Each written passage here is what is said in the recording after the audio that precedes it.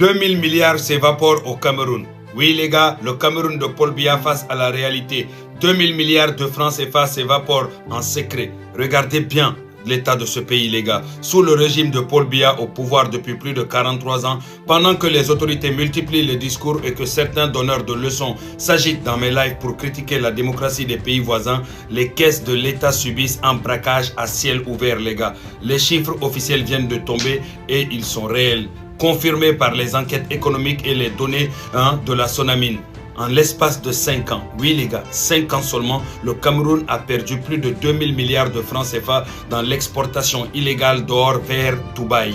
En langage clair, c'est ce qu'on appelle un pillage institutionnel massif qui se déroule dans l'impunité la plus totale les gars. Le mécanisme d'un pillage de l'État. Comment une telle fortune peut-elle s'évaporer sous le nez des autorités? C'est très simple. L'or est extrait des riches sols camerounais, notamment dans l'Est, mais au lieu de renflouer les caisses de l'État, qu'est-ce qui se passe? Des tonnes de minerais sortent clandestinement par des circuits parallèles alors que la douane camerounaise ne voit passer que quelques kilos officiels. De l'autre côté, les Émirats Arabes Unis en réceptionnent des dizaines de tonnes. Cet or entre directement dans les circuits de Dubaï sans que le trésor public camerounais ne touche la moindre centime de taxe.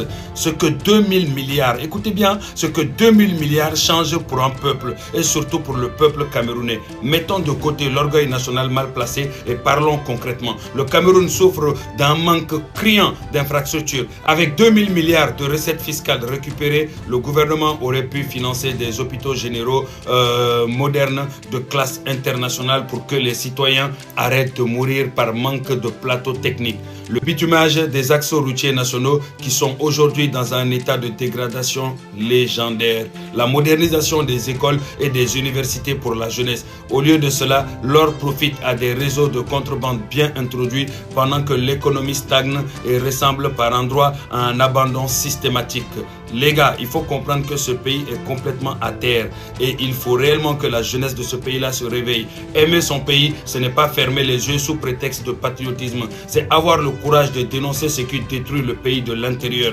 Quand le système laisse filer plus de 2000 milliards de son propre sous-sol vers Dubaï sans broncher, on se fait discret. On ne vient pas donner des leçons de constitution ou de gestion aux pays qui, malgré leurs tensions, font fonctionner leurs institutions et alternance démocratique. Les faits sont là et ils font mal. Et c'est clair, j'en suis désolé. Mais les gars, comment pouvez-vous expliquer qu'un tel trafic de milliards puisse prospérer aussi longtemps sans que des têtes ne tombent au sommet?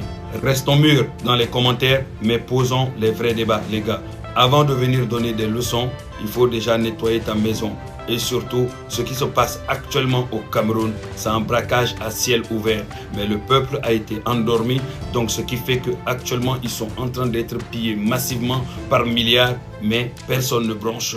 Mais quand tu vois des Camerounais dans les lives en train de crier, à vouloir donner des leçons de démocratie à des Sénégalais, franchement, c'est ironique.